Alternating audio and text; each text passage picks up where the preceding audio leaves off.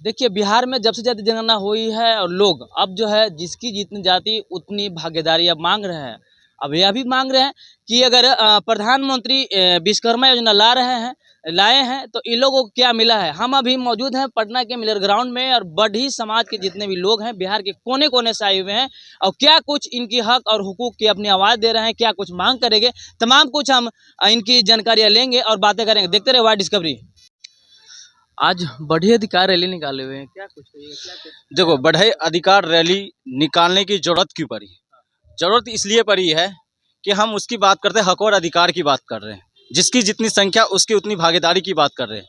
तमाम समाजवादी नेता और बहुजन नेताओं ने इसकी लड़ाई लड़ी और आज़ादी के 75 साल से ऊपर हो गया है और अभी तक हमें जो अधिकार की मांग और वो अधिकार मिल नहीं पाया। अभी हम प्रोफेसर से वंचित है, अभी हम सरकार में भागीदारी से वंचित है, अभी हम सत्ता में भागीदारी से वंचित है, अभी अगर हम वंचित है वो तमाम उन जो कार्य है उनसे वंचित है, जहां से हमारे जो बातें हैं, हमारे समाज की जो बातें वो पहुंच नहीं पा रही है। इसलिए जरूरत आज पड़ी है बढ़े अधिकार रैली। बढ़े अधिकार रैली के माध्यम से हम अपने समाज के लोगों को जगाना चाहते हैं, हम जैसे युवाओं को जगाना चाहते हैं। जगाना इसलिए चाहते हैं कि जो हमारी जो अहमियत महत्वता जो होनी चाहिए वो कहीं ना कहीं सरकार के कानों तक नहीं पहुंच रही, चाहे वो किसी भी पार्टी का हो। मैं इसमें तमाम पार्टी के नेताओं के लिए बोलता हूं। मैं हमारी असली लड़ाई हमारी मान और सम्मान की है। हमारी असली लड़ाई क्या है? हमारे समाज के तमाम वो युवा जो आवाज उठाता, सरकार से सवाल पूछता, उनको जेल में डाल दिया जाता है। किसके नाम पर? हक और अधिकार के नाम पर, और उनके कई आरोप लगा दिया जाता है और कोई सुनने वाला नहीं होता है। आज हमारी लड़ाई है कि राजनीतिक जो पार्टियां हैं वोट लेने के लिए हमारे दरवाजे तक आ जाते हैं, लेकिन जब उनसे हम अपना प्रतिनिधित्व की बात करते हैं तो हमारी बातें नहीं, हमारी मांगे नहीं सुनते। आज हमारे समाज का जो शिल्प समाज का शोषण किया जा रहा है और सरकार और तमाम पार्टियां उस पर चुपचाप बैठी हुई है और समाज के लोग आज सड़कों पे मजबूर है जाने को। आज दयनीय स्थिति होगी है, उनकी अर्थव्यवस्था के साथ खिलवाड़ हो रहा है। हमारे लोगों के साथ कॉलेज के अंदर एडमिशन नहीं मिल रहा है, उनके साथ खिलवाड़ हो रहा है। हमारे लोगों को नौकरियां नहीं मिल रही है, और लेकिन हम जब वोट की बात आती है तो हमारे दरवाजे पे आकर चमन चुमन करने का काम करते हैं, और लेकिन जब हमारी भागीदारी की बात है तो वहां पर चुप्पी साध लेते हैं। उनको जगाने के लिए आए इस पटना के इस मैदान से मैं ये बताना चाहता हूँ, और ये तमाम जो बढ़ई समाज के जो लोग आए ये बताना चाहता है कि अगर लोकसभा चुनाव में अगर हमारी भागीदारी को अगर आपने हमारी भागीदारी काम कर दिया, उस दिन आपको ताकत पता चल जाएगी बड़े समाज की ताकत असलियत में है क्या। लेकिन आज ये तमाम लोग जो यहाँ पे आए, ये लोग जागरूकता के लिए, ये तालियां जो है ना, हम वो वंशज हैं जिसने दुनिया को सृष्टि का एक रचना दिया है। हम वो वंशज है जो संविधान में भी अपनी भूमिका निभाया। हम वो वंशज है राष्ट्रपति के पद पे रहते हुए लोगों को समानता का अधिकार दिया और एका का अधिकार दिया। हम वो लोग हैं जहां जहां हमारी भागीदारी बनी है उस राज्य का स्थिति और हालात देख लीजिए। हरियाणा में आज थोड़ी सी भागीदारी हमारे जनप्रतिनिधि बने, आज हरियाणा देखिए कहाँ पे है।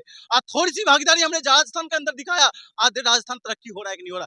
वही भागीदारी आज बिहार के अंदर देना होगा, वही भागीदारी उत्तर प्रदेश के अंदर देना होगा, वही भागीदारी मध्य प्रदेश के अंदर देना होगा, और वही भागीदारी संपूर्ण भारत में देना होगा। क्योंकि अब बढ़ई समाज ने जिम्मा उठा लिया है, खासकर हम जैसे युवाओं ने जिम्मा उठा लिया है सड़क पे आने को, और सरकार को बेदखल, जो सरकार भागीदारी नहीं देगा उसको बेदखल करने का काम करेंगे। जाति जनगणना हुआ? जाति जनगणना में आपको जनगणना के आधार पे हमें अपने हकीकत का पता चला कि हमारी भागीदारी कितनी है। पहले तो हमें किसमें रखा, अंधेरे में रखा जाता था। हमें यह बताया जाता हमारी संख्या नहीं है।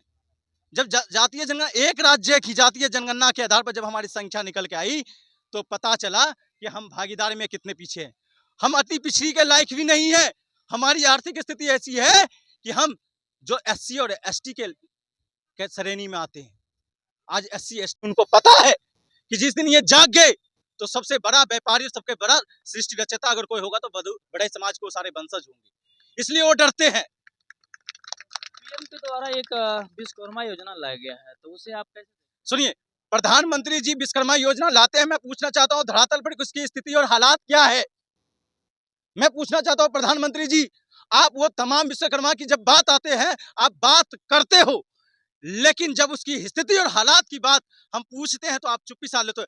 आपकी सरकार ने हमारे खिलाफ 7 काले कानून ला लिया और आप चुप्पी साध के सदन में बैठे रहे और आपकी आवाज तक नहीं निकली। और आप विश्वकर्मा समाज की वोट की बात आती है तो आप कहते हैं कि हमने एक ऐसे ला दिया जो आपने बताइए हमारे आईटीआई में हमारा क्या वर्चस्व होता था, टेक्निकल क्षेत्र में हमारा बीटेक के अंदर आपने कारपेंटरी शॉप को क्यों नहीं रखा?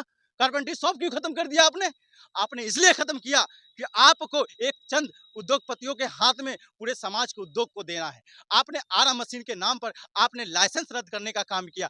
आपने वन्य जितने भी हमारे जो लकड़ियों का काम है, जितने पेड़ पौधे काटने का काम आपके अडानी करता है, अंबानी करता है, लेकिन जब हमारे समाज के लोग उसको एक शिल्प देने का काम करते हो, उसको जेल में डालने का काम करते हो आप लोग।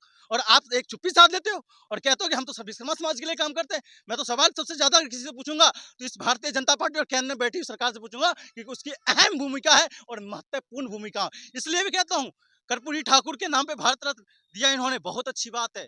हम लोग मांग करते रहते हैं क्योंकि हम लोगों के कमेरा समाज को जगाने का काम किया है उन लोगों ने, और तभी हम लोग आज हक और अधिकार की बात कर रहे हैं। क्योंकि उस मंडल कमीशन की वजह से कर्पूरी ठाकुर एक ऐसा मुख्यमंत्री थे जो 71-70 की दशक की बात करता हूँ, पहला आरक्षण लाकर पिछड़ों वर्ग के लिए पूरे देश में संकेत दिया कि अगर अब आरक्षण पिछड़ों को नहीं दोगे तो आपकी भागीदारी खत्म हो जाएगी और आप सत्ता से बेदखल हो जाएंगे। उसके डर की वजह से उस समय के कांग्रेस पार्टियों ने, उस समय के जनता पार्टियों ने, उस समय के तमाम पार्टियों ने पिछड़े वर्ग को महत्व दिया। लेकिन पिछड़े वर्ग में भी हमारी स्थिति ऐसी हो गई कि हम हाथ से पद पे आ गए और आज भी हमारी नहीं सुनी जाती है क्योंकि हमारी राजनीतिक भागीदारी नहीं है।